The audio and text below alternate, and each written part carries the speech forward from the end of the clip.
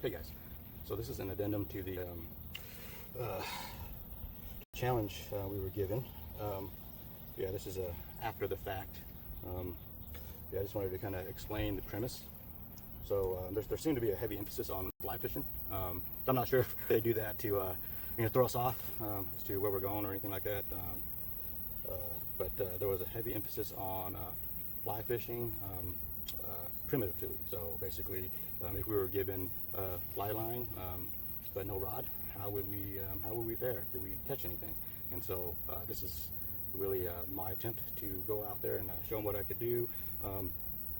Yeah, the premise was basically you can use anything that you would bring as the 10 items. I kind of went a little further and decided to go fully primitive. I always thought like using wire or like multi-tools, it seemed kind of unfair to me because I don't know, it's just, as a kid, my grandfather, we did all kinds of stuff very similar to what they do on a loan, but we never had any of that stuff. It was just, he would just say nature provides and you need to be creative and gather everything you can from your environment. So you're not freaking out when you forget your roll of snare wire to make guides or anything like that. So yeah, all aspects of the challenge, I pretty much just went and emphasized creativity over like the use of tools or things that I wouldn't normally bring with me. Although I wouldn't bring fly line without a rod, but in this case, that was the premise. Given fly line, would you go to catch fish? How would you catch fish with it? So that is my tent on this rod, on this build. You'll see it as I filmed it for the challenge after this segment right here. I just wanted to give you a brief introduction as to what I was doing, trying to attempt to do. Yeah, this is the rod, and I just wanted to let you see it. So there's one guide, and then the tip right there. Okay, let's get to the video. Right behind me, there's a pond, and I see lots of fish rising. So I'm going to attempt to make a fly rod. Just need to find a stick and something to make an eyelet for the line to go through. So let's go take a look. Okay, what we have here is a yucca plant, and this is one of the Texas super plants. You can actually use the roots to make soap, and you can also eat the flowers. I'm going to actually use the leaves here to make an eyelet for the fly rod. So let's see how it works. All right, guys, here's the fly rod, custom Loomis, of course. Now this is just mesquite. It's a little bit dry, but it's a hardwood and it is very strong, so it will still work. So basically you just want something that's flexy because you want to use the energy of the rod or branch to propel the fly line. So and to be honest, guys, this is the first time I've tried this, but I just want you guys to know that like a lot of things you do out in nature, you don't have to really know what you're doing, but you have to kind of understand the concepts. So I know that I need to have at least one eyelet, which would be up here, but I'm going to try to do 2 eyelets because the more eyelets you have, the better the power transfer to the line. So I'm going to go with 2 just because we're going to go minimalistic, and I only need to get it out past these weeds. So if I get it out beyond 10 feet, I should be okay. Should be able to catch something. So that's what we're doing. So we're trying to minimize time and effort. So I'm just going to wrap around this little knot here. And I'm going to use this stiff end to help keep a loop open. So I may wrap it like that to have a loop. Yeah, so you see there's a loop there as an eyelet.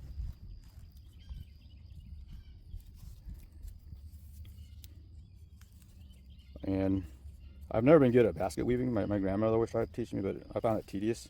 So I'm not a great weaver, but I understand the concept of tucking underneath itself and just the basics of just friction knots just to keep things from slipping. And what you see me doing here is I know the line's going to go through this eyelet, so it's important to have something slippery so the line doesn't catch on the bark as much. So my thought is just to make a slippery section. So you got this slippery section, and then the eyelet itself is the leaf, so it should be slippery enough for the line not to catch.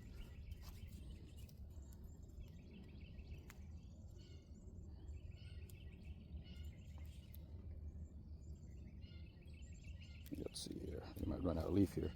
So, like I said, this is a brand new thing for me, but we'll learn it together. So I'll just tuck it in underneath itself.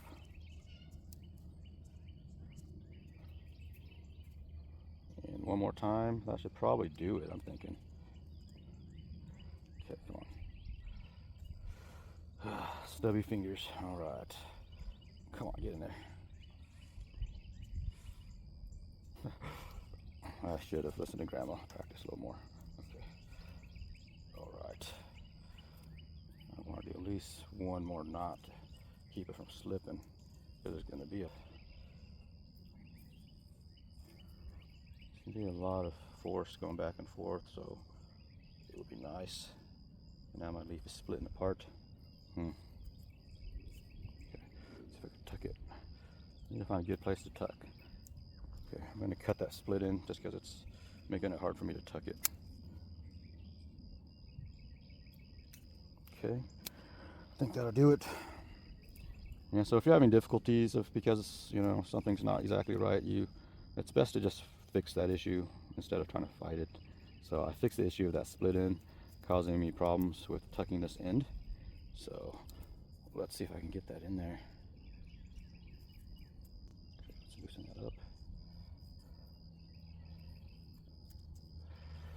I'll do how to make a 1 minute video, 10 minutes. This is the tutorial. All right. Oh, Grandma would not be happy. Okay.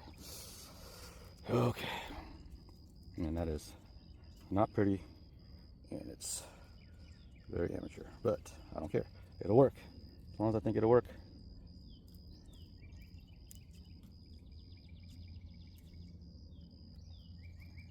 Nobody ever called me a craftsman, guys.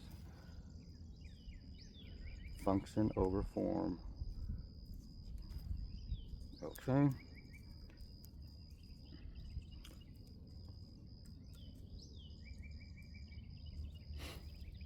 Okay. So there's the line eye for your fly line to go in. Okay, so let's go ahead and start on the tip.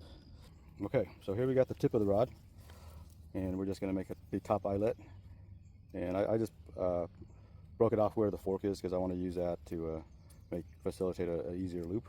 So I just split this so it could just hold this. I can just start this off kind of clean. And my concept here is basically to cover all the rough spots where the bark is, to facilitate the line going through easier, so it doesn't catch on that bark, because fly line needs to have a slick surface. Okay, so I think that's going to be the eyelet, so I'm going to stick this underneath here. Yeah, so I mean, I really should have listened to my grandma and practiced this weaving stuff more, but now I'm paying the price, so my 1 minute video will be probably 10 minutes, but I'll do my best. Okay, do my best, Grandma. I apologize for never taking this seriously. Okay, I'm just gonna slip that through there.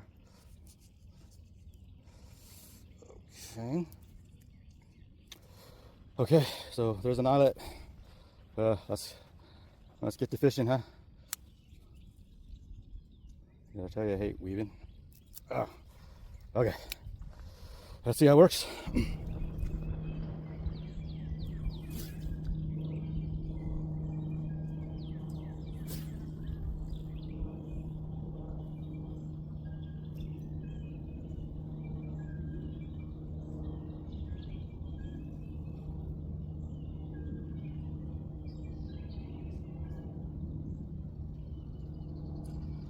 Okay, so if your rod's not casting really good, like mine is, for example, it's because the rod is too stiff for the line, and so you will have to make adjustments. Basically, what you want to do in this case is let out more line in the front. It's going to be harder to handle at the initial cast, but it will launch the line better. So that's basically you're adding more line up front in order to load up the rod. There we go. Decent cast.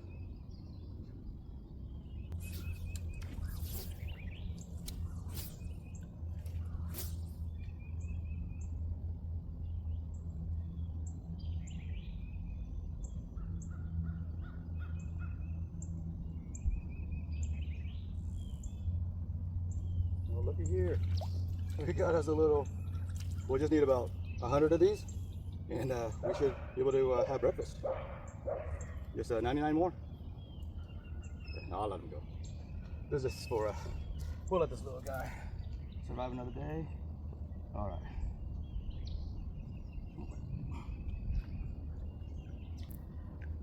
Okay, let's try one more time, see if we can catch something bigger.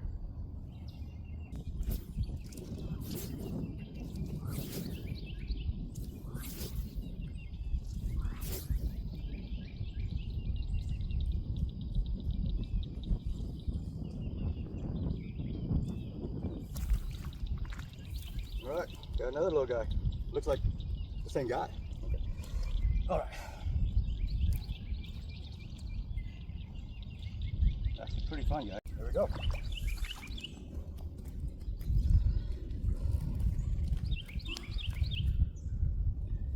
It works. All I need is 20 of these. I'll let this little guy go though.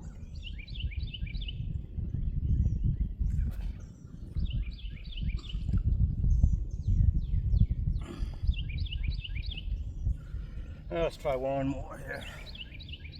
Nice to catch a monster. River Monsters, Primitive Edition. Okay. All right, guys. Let's see. So, if I was getting real serious with this, I would definitely just peel the bark off. That's really what's causing the issue right now. It's just the friction of the bark just catching the line, and it's creating all kinds of logistic issues. But it works for what I'm needing right now. But if I were to do this on a daily survival basis, I would definitely customize the rod a little more. Just clean it up, strip it down to bare wood, and then I would actually just leave it in the river to keep it real flexible. That would actually help a lot. So another piece of advice for you: when you're done, just leave your rod in the river to stay flexible and wet. When it dries out, it's not gonna last too long. Okay.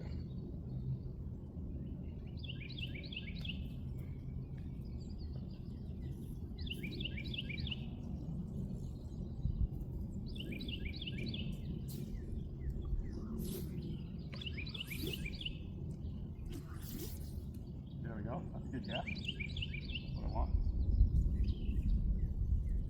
And we got another one. Okay. Oops. Didn't mean to launch you, buddy. Okay. Let's get this little guy in the water. Don't want to shock them.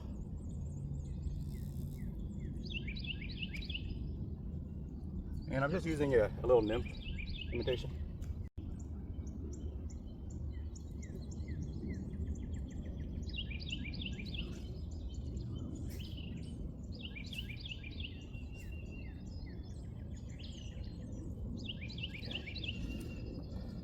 Since my rod is bent, it's wanted to loop, so I'm fighting that.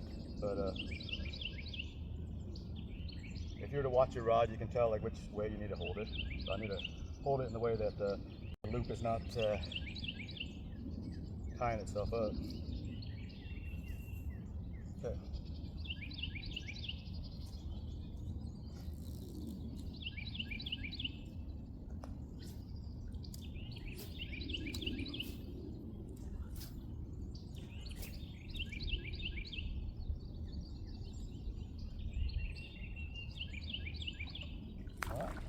That's a better fish. There we go. A little bass. There we go. There's a little bass right there. Okay.